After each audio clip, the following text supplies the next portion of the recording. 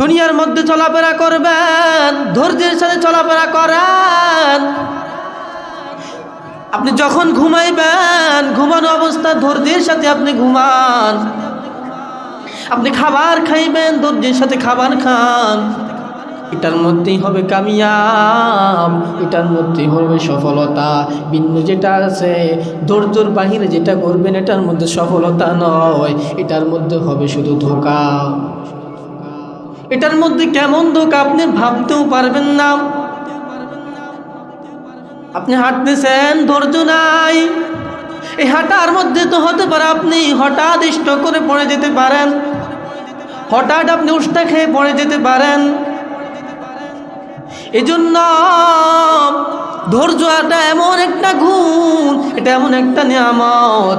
নবীজি বলেন, যার ভিতরে ধৈর্য আছে তাকে আল্লাহ এমনভাবে জমিনের মধ্যে পরিচালনা করবেন। যার ভিতরে ধৈর্য আছে তাকে আল্লাহ এমনভাবে সুসংবাদ দিবেন যেটা ভিন্ন কোনো উম্মতকে সুসংবাদ দিবেন না। নবীজি আরো হাদিসের মধ্যে বলেন, ধৈর্যটা একটা আলোর মতো। আলো, এই ধৈর্যটা আলোর মতো। আলো নামক ধৈর্য যার অন্তরে থাকবে না, আলো নামক ধৈর্য যার ভিতরে থাকবে না, সে দুনিয়ার মধ্যে অন্ধকার, সে অন্ধকার অবস্থা চলাফেরা করবে। যদিও আলো আছে কিন্তু ধৈর্যের আলো নাই। আপনি একটা কাজ করতেছেন, ইবাদত করতেছেন, এই ইবাদতের মধ্যে যদি ধৈর্যের আলো না থাকে আপনার এই ইবাদতের কোনো মূল্য নাই।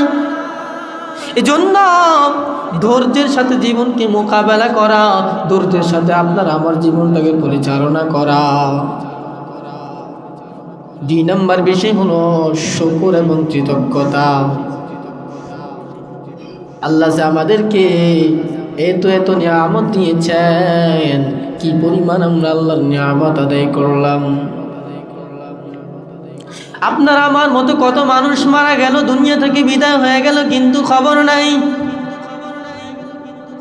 কিন্তু আমি আপনি বেঁচে আছি, এটা আল্লাহর অনেক বড় নিয়ামত। এই নিয়ামত, এটা কত বড় একটা সম্পদ। যাদের হাত নাই তারা বোঝে হাতের কি পরিমাণ মূল্য, যাদের চক্ষু নাই তারা বোঝে চোখের কি পরিমাণ মূল্য। হাসপাতালে গিয়ে দেখেন এক একজনের এক এক অবস্থা। আমি ঈদের পরে ঢাকাতে গেলাম, হসপিটালে গেলাম আমার বাবাকে নিয়ে। হসপিটালে যাওয়ার পরে দেখতেছি তার টিউমার, ক্যান্সার। টিউমারটা এমনভাবে বের হয়েছে, চোখ নিয়ে পুরো এমনভাবে বের হয়েছে, দেখলে আপনার আশ্চর্য হয়ে যাবেন। দেখা মাত্র আপনার চোখের পানে চলে আসবে। আমি দেখেছি কি পরিমাণ অবস্থা। কিন্তু আল্লাহ তো আমাদেরকে নিয়ামত দিয়েছেন, সুস্থ রেখেছেন।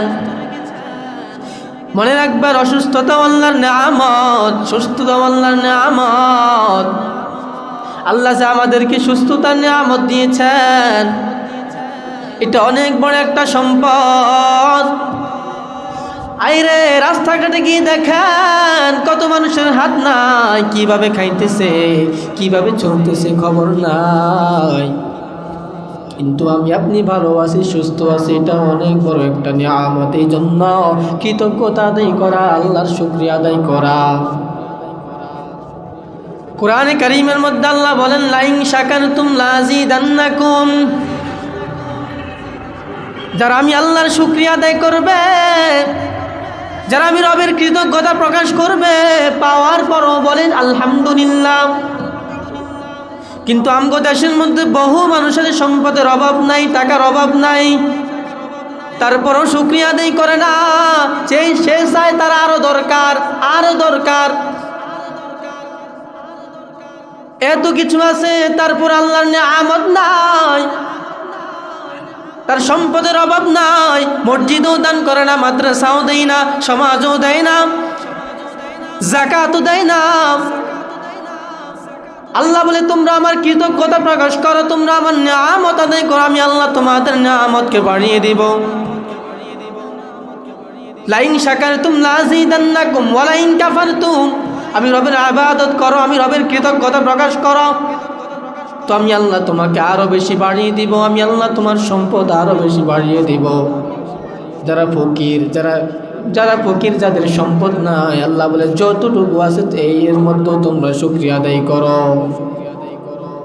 এই জন্য আল্লাহ তাআলার কৃতজ্ঞতা আদায় করা, আল্লাহ তাআলার শুকরিয়া আদায় করা। তাহলে আল্লাহ আপনার আমার নিয়ামতকে আরো বাড়িয়ে দিবেন, আল্লাহ আপনার আমার জীবনটাকে সুন্দর করে দিবেন। বিভিন্ন জায়গায় মানুষ অসুস্থতার মধ্যে ভুগতেছে। আমার নিজের বাবা পর্যন্ত ক্যান্সার রোগে আক্রান্ত। কত জায়গায় দৌড়াদৌড়ি করতেছি, কত জায়গায় নিতেছি, আফসোসের ব্যাপার। সেও তো এইভাবে একটা মসজিদের খেদমত করতো, কিন্তু অসুস্থ হয়ে গেল। কিন্তু অসুস্থতার কারণে নামাজও ঠিক মতো পড়তে পারে না, চিকিৎসাও ঠিক মতো পায় না। অপারেশন থিয়েটারে নিয়ে গেলাম, ডাক্তাররা বলে অপারেশন করলে খাবারও খাইতে পারবে না, অপারেশন করলে কথা বলতে পারবে না, অপারেশন করলে মুখ বেঁকা হয়ে যাবে। তার ক্যান্সারটা হলো মুখের ক্যান্সার, একবারে ভিতরে। বিভিন্ন জায়গায় দৌড়াদৌড়ি করলাম, কিন্তু কোনো উপকার পাইলাম না। ডাক্তাররা বলছে ওই পরিমাণ টাকা দরকার, শুধু আল্লাহর কাছে চাই, আল্লাহ যেন ওই পরিমাণ ব্যবস্থা করে দেয়। এজন্য আমরা ভিন্ন চিকিৎসা নিতেছি। এজন্য বলে অসুস্থতাও কত বড় একটা নিয়ামত, সুস্থতাও অনেক বড় একটা নিয়ামত। আপনি আমি এখন বেঁচে আছি, হঠাৎ আপনার জ্বর উঠবে, কাশি আসবে, হঠাৎ আপনি স্ট্রোক করবেন, পরীক্ষা নিরীক্ষা করে দেখবেন আপনার ক্যান্সার, আপনার এই সমস্যা, ওই সমস্যা, কিডনিতে সমস্যা। তার মানে বুঝে গেল আপনার আমার জীবনের কোনো মূল্য নাই, আপনার আমার এই জীবনের কোনো মূল্য নাই। কখন জানি রব ডাক দিয়ে নিয়ে যায়। আল্লাহর শুকরিয়া আদায় করে নেন, 5 বেলার নামাজ জামাতে আদায় করে নেন। দুনিয়ার মধ্যে যতদিন থাকবেন, জমিনের মধ্যে যতদিন থাকবেন, সবর ও ধৈর্যের সাথে বেঁচে থাকেন। আল্লাহ বলেন আমি আল্লাহ সবর যাদের ভিতরে আছে, ধৈর্য যাদের ভিতরে আছে, আমি আল্লাহ তাদেরকে বেগয়রি হিসাব, অর্থাৎ বিনা হিসাবে আমি আল্লাহ তাদেরকে দেব। এই জন্য আল্লাহ তাআলার বিধানকে সঠিকভাবে আদায় করা, 5 বেলার নামাজ জামাতে আদায় করা। অসুস্থ হয়ে গেল, নামাজ যেন না ছাড়া হয়। কষ্ট করে হলো রোজা রাখবেন, কষ্ট করে হলো ইবাদত করবেন। আর এই দুনিয়ার কোনো মূল্য নাই, এই জীবনের কোনো মূল্য নাই। আপনি এখন আবেগ দিয়ে চলতেছেন, মন যাই চাই তাই করে, যাই চাই তাই করে, সারাক্ষণ গুনাহ, সারাক্ষণ গুনাহ, সারাক্ষণ গুনাহ। হাঁটতে গুনাহ, চলতে গুনাহ, গুনাহটা একটু স্বাভাবিক হয়ে গেল।